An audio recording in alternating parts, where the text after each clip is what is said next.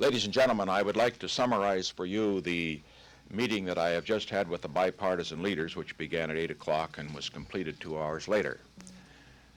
I began the meeting by making this statement, which I think needs to be made to the nation. America's public enemy number one in the United States is drug abuse.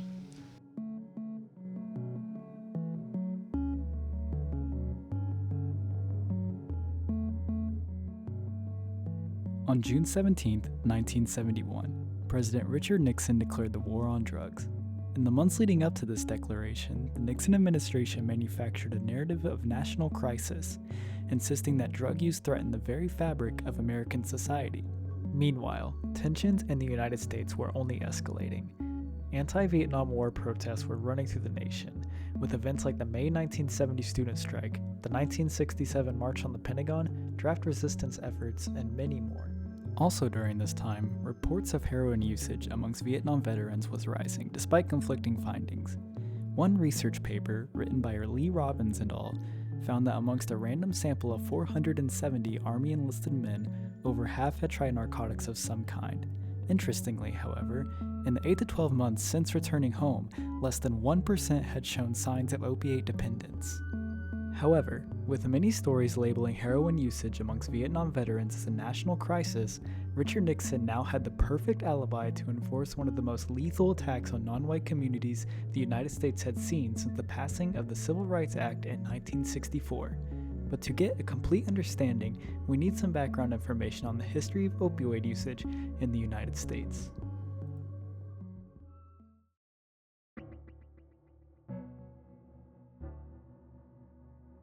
Opioid use in the United States has existed for hundreds of years, going back as far as the 1800s. But for thousands of years before this, going back as far as 4000 BC, cultures have utilized the opium poppy for ritualistic and medicinal purposes due to its pain-relieving properties. In the year 1805, German physicist Friedrich Sertner became the first person to isolate an alkaloid from a plant, in this case the opium poppy, that alkaloid being morphine. About 60 years later, in 1874, English researcher Charles Romley Adler Wright decided to boil morphine and acidic anhydride over a stove for several hours, unintentionally creating heroin. Once heroin made its way into the United States in the late 1890s, early signs of addiction and dependence started to cause public concern. Also during this time, cocaine was introduced to the States and became widely used in medicine and popular drinks like Coca-Cola.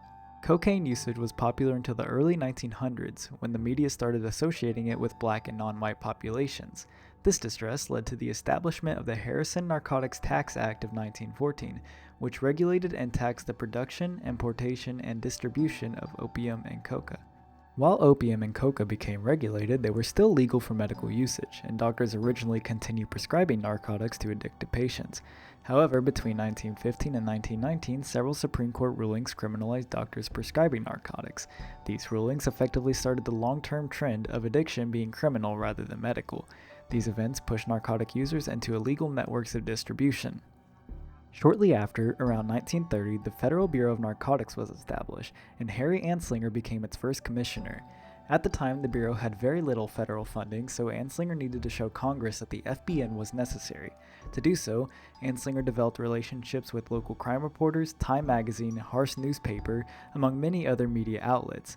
Through these relationships, Anslinger was able to fabricate horror stories about drug use causing homicides, racial violence, sexual assault, and a degenerate moral decay.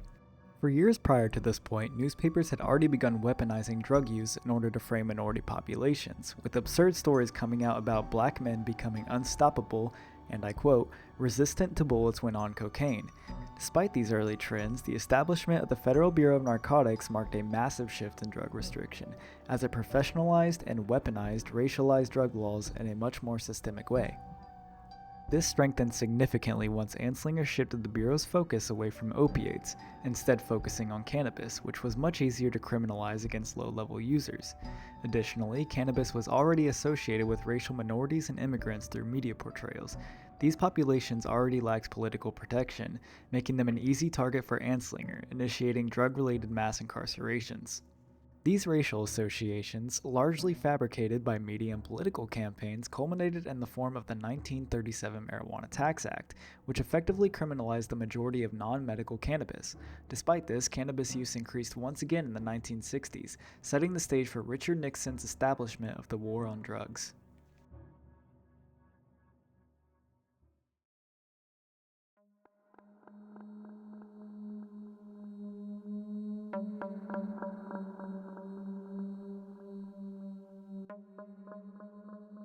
As stated before, racial bias in regards to drug use has long been an issue well before the war on drugs, but it is at this point where the racist intentions of the United States' efforts against drug use started to show in undeniable ways.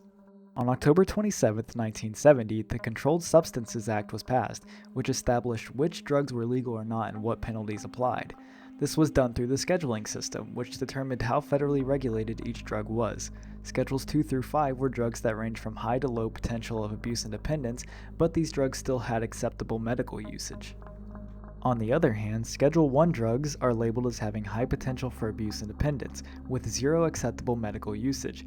Marijuana is an example of a Schedule 1 drug, despite very little if any evidence to support that it has high abuse and dependence potential.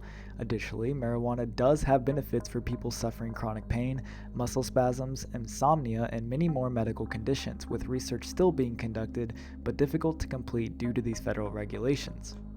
Despite these facts, labeling marijuana as a Schedule 1 drug gave the government the ability to enforce regulations across the nation, along with the ability to incarcerate anybody in possession of the drug, primarily with the focus on non-white populations. The effects of this racial bias are still seen today in U.S. incarceration rates. A lengthy paper written by the American Civil Liberties Union found that blacks were 3.7 times as likely to be arrested for marijuana possession despite similar usage rates amongst white and black individuals. 1981 also saw the militarization of the police force, which provided police departments with military equipment and training specifically for the sake of assisting in the war on drugs. SWAT teams, which were originally created to serve the purpose of dealing with hostages and terrorist attacks, were also used at this time, with a strong presence in non-white communities.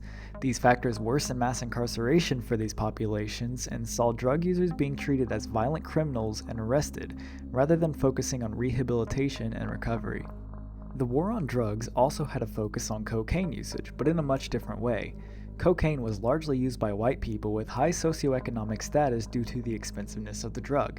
In 1984, crack was created, which was far less expensive and largely used by low socioeconomic black individuals.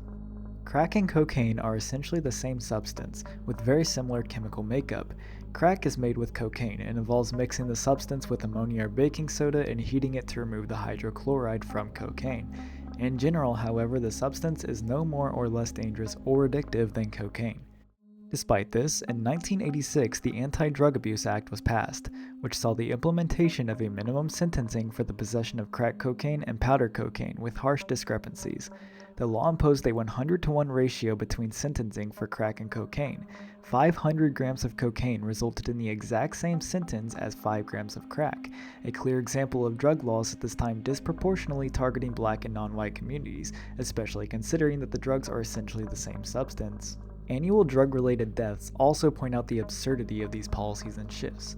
The leading cause of drug-related deaths in the United States is tobacco usage, with nearly 500,000 deaths per year, also making it the leading cause of preventable death in the United States.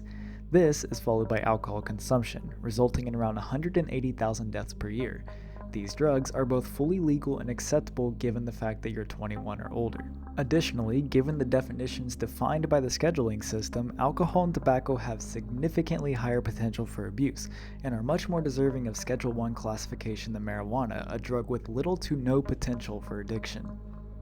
Drug overdose deaths, not including tobacco or alcohol, are significantly lower, with just over 100,000 deaths per year. Heroin results in around 4,000 deaths per year as of 2023. Cocaine results in around 25 to 30,000 deaths per year as of 2023, which is a rise from 2019, which saw around 15,000 deaths. Despite these significantly lower numbers, though, these drugs have been illegalized and prosecuted much more harshly than tobacco or alcohol. Interestingly, marijuana has never resulted in a single recorded death in the drug's entire 12,000-year history of usage, as overdose is virtually impossible for humans to achieve. Yet, marijuana is harshly penalized and restrictions are heavily imposed with no real justifiable reason other than disrupting black communities. Looking further into incarceration rates also paints a dire picture, as drug offenders make up roughly 43% of the prison population, making it the overwhelming majority. 1 in 5 incarcerated individuals are locked up due to drug offenses. These statistics only get worse when looking at inmate demographics, which finds that black men have a 1 in 5 likelihood of being imprisoned at some point in their lives. White men, on the other hand, have a 1 in 20 likelihood of imprisonment despite being a much larger portion of the general population. And, as we have previously mentioned, usage rates amongst black and white individuals are extremely similar with no real definitive differences. Knowing these facts, if policed fairly, there is absolutely zero justifiable reason why black Americans should make up the far majority of drug-related arrests. Yet, they do. Black Americans make up 14% of the United States' general population. They also make up 33% of the prison population. Amongst prisoners who are serving at least 10 years, black Americans make up 46% of that population, almost half. As previously mentioned usage rates show, these statistics are not due to black Americans being more likely to commit crimes or do drugs, which many right-wing politicians and voters still believe to this day. Rather, black Americans are more likely to be convicted and accused of crime due to higher policing in non-white communities. Additionally, over 80% of the prison population is unconvicted, making up the vast majority. These statistics mean that a massive chunk of the US prison population is either falsely convicted or not given a proper chance to defend themselves. This creates a massive loophole that the United States justice system continuously exploits to this day. In order to piece this all together, in a 1994 interview with journalist Dan Baum, John Ehrlichman, who served as White House counsel and assistant to the president for domestic affairs under Nixon, was quoted as saying the following. You want to know what this was really all about? The Nixon campaign in 1968 and the Nixon White House after that had two enemies, the anti-war left and black people. You understand what I'm saying? We knew we couldn't make it illegal to be either against the war or black, but by getting the public to associate the hippies with marijuana and blacks with heroin, and then criminalizing both heavily, we could disrupt those communities. We could arrest their leaders, raid their homes, break up their meetings, and vilify them night after night on the evening news. Did we know we were lying about the drugs? Of course we did. Because of the previously discussed factors and statistics, the racist intentions of the war on drugs are well documented and verifiable. Drug use has long been weaponized for the sake of disrupting non-white communities, and this quote from Ehrlichman proves that. But what's next? What does the future hold for the war on drugs, as its impacts are still seen today? They lose their baby, they lose their young daughter to fentanyl poisoning. And I had that talk with President Xi the other day too of China. I said, we don't want that crap in our country. We got to stop it. I would have stopped it. This is yet another example of how President Trump defends the American people, provides security for the American people, and puts the American people first. I had a deal with him where he was going to give the maximum penalty, which in China is the death penalty for drug dealing. The secure border has allowed the Border Patrol to zero in on cartels and their illicit activity. Stop the scourge of fentanyl, and it should be championed by every single American. To go after drug traffickers, human traffickers, and in March, fentanyl traffic at the border fell by 54% compared to the previous year. And he was all set he was going to give the maximum penalty to fentanyl dealers. If they sent to the United States, they were going to get the death penalty. And of course, Biden didn't pick that up. We are enforcing immigration laws to identify, to arrest, detain, and to remove dangerous illegal criminals out of our country. And we're prioritizing individuals that have committed crimes in our communities. We had an incompetent president elected, and he never followed up on that deal. But he should have followed up. because if they got the death penalty, they wouldn't be sending fentanyl to Mexico, Canada, and other places. Modern-day panic over fentanyl usage has extreme similarities to the widespread panic we saw during the war on drugs. Something to mention early on in this segment is that US overdose rates, particularly those related to fentanyl, actually decreased in 2024. In 2023, 76,282 fentanyl-related deaths were reported, and in 2024, around 48,422 deaths were reported, around a 37% decrease as reported by the CDC. Now, I want to acknowledge that these numbers still aren't that great, but the trend is a great step in the right direction. Despite these figures though, we are seeing increasing levels of effort taken by the US government to supposedly reduce fentanyl-related deaths. Just recently, on the 2nd of September of 2025, the US military bombed a Venezuelan boat that was suspected of carrying various narcotics. Initially, the president claimed the boat was stacked up with bags of white powder that's mostly fentanyl. Despite these claims, there is hardly any evidence that Venezuela even produces fentanyl, nor distributes it. Since making this claim, the government has been extremely vague when asked about what exactly the boat was carrying. Additionally, the majority of fentanyl comes through legal ports rather than illegal boat distribution. It's important to note that Venezuela does have a cocaine distribution issue, but not a production issue. Even then, the majority of the product ends up in Europe or other parts of South America, with less than 10% of the total US supply coming from the country.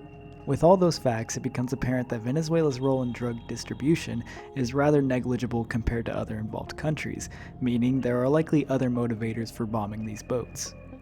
Now, it has been heavily discussed that motivations for conflict with Venezuela may lie in the fact that the country hosts the world's largest proven oil reserves, primarily in the Orinoco Belt. With that being said though, it's important to mention that these claims are heavily debated due to the oil's thickness and relatively low quality, though it is very likely to still be a factor in some way. Furthermore, in recent weeks, as of early December of 2025, stories have come out about potential war crimes being conducted through these strikes, as the US struck the boat again after the confirmation that there were 2 survivors clinging to debris, which, if confirmed, is an example of a war crime. However, this story is still currently unfolding, so we'll have to wait and see on that.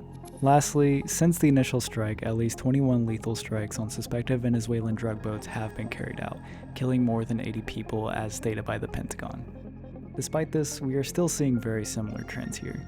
Drug use, fentanyl in this case, is being framed as a moral failing of the individual rather than a public health issue, unless, of course, white communities happen to be the victims.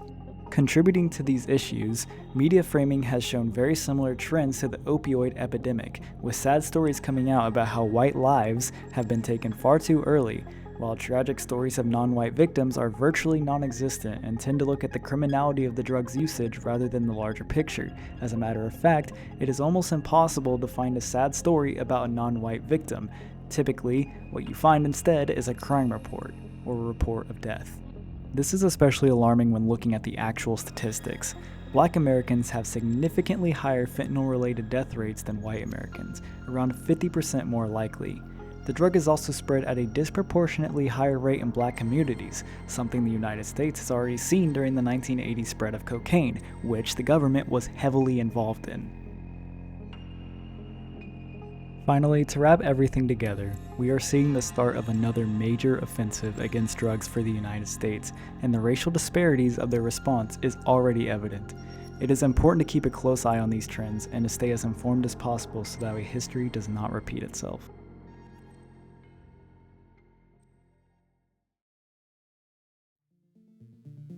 Thank you for watching. All sources used in this video will be in the description along with some extra resources. Thank you.